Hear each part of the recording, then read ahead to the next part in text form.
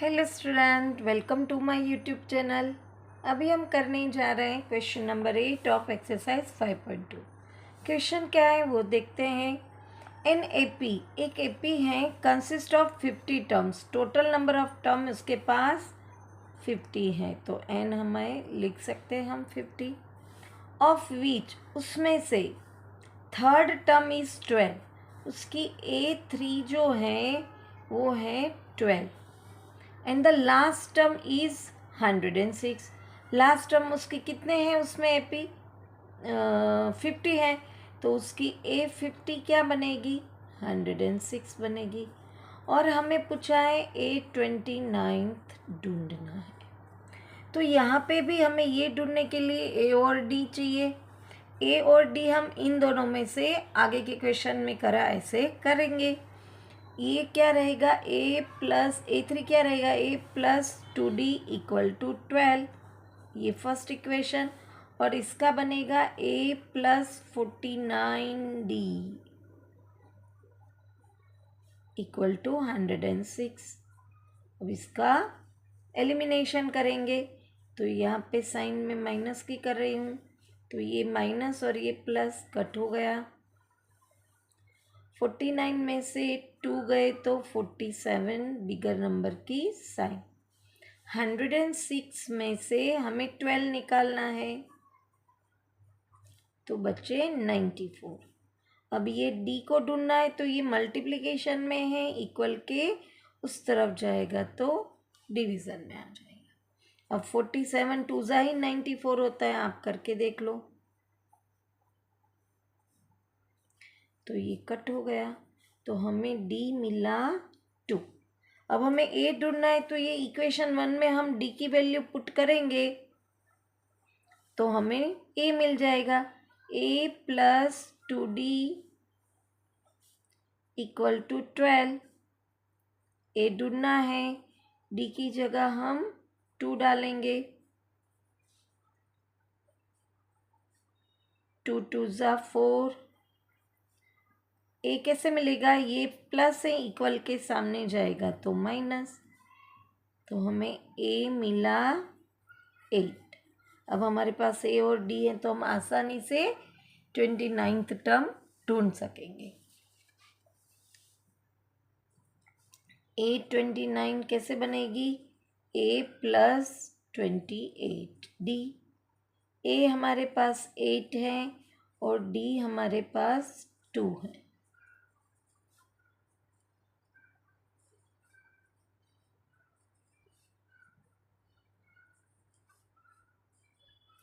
तो हमें A29 क्या मिला, 64। क्वेश्चन नंबर 8 यहाँ फिनिश हुआ। अब क्वेश्चन नंबर 9 करते हैं। क्वेश्चन नंबर 9 में क्या पूछा है, if the third and ninth term of an AP are 4 and -8 respectively, which term of these AP is 0। Which term यानी हमें टर्म ढूंढनी है, तो एन ढूंढना है, तो AN = 0 दिया हुआ है, पर ये कौन सी टर्म है वो हमें ढूंढनी है। यहाँ पे भी हमें टर्म की वैल्यू थर्ड और नाइन्थ की दी हुई है, पर A और D नहीं दिया है, तो हमें वापस A और D ढूंढना पड़ेगा। अगर थर्ड टर्म है तो A+2D = 4 है, और दूसरी है नाइन्थ टर्म, तो A+8D आएगा, और वो है -8। वापस हम एलिमिनेशन मेथड से करेंगे, तो ये कट हो गया, plus minus minus bigger number की साइन, 8 - 2 6, बिगर नंबर प्लस है तो प्लस रखेंगे, यहाँ पे minus minus plus bigger number की साइन। अब ये मल्टीप्लिकेशन में है, इक्वल के सामने जाएगा तो डिवीज़न में, तो हमें D मिला -2। अब किसी एक इक्वेशन में D की वैल्यू पुट करेंगे तो हमें A मिल जाएगा, तो A+2D = 4। उसमें A+2 - 2 D की वैल्यू पुट करेंगे, plus minus -4 equal to 4। B minus से इक्वल की इस तरफ जाएगा तो प्लस हो जाएगा। तो हमें ए मिला 8 और डी मिला -2। अब हम आसानी से ढूंढेंगे ए एन की। हमारे पास फॉर्मूला क्या है, ए प्लस एन माइनस 1 डी। अगर हमें एन ढूंढना है तो हमें पूरी फॉर्मूला लिखनी पड़ेगी, हम ये शॉर्ट मेथड से नहीं कर सकते हैं। अब एन की वैल्यू तो हमें 0 दी हुई है, ए हमारे पास 8 है, एन तो हमें ढूंढना है और डी हमारे पास है -2। ये इनसे मल्टीप्लाई होगा तो -2n माइनस माइनस +2। अब ये क्या है, दोनों प्लस हैं तो ये माइनस है, इक्वल की इस तरफ आया तो प्लस हो गया।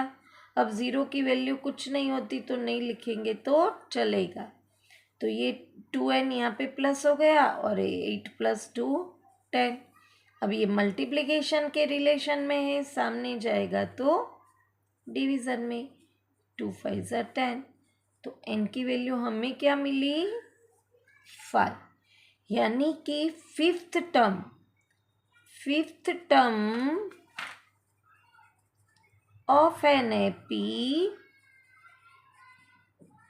इज क्या है, 0। है ना आसान। यहाँ पे क्वेश्चन नंबर 8 और 9 फिनिश होता है। वापस मिलेंगे नेक्स्ट क्वेश्चन के साथ। Till then bye bye student.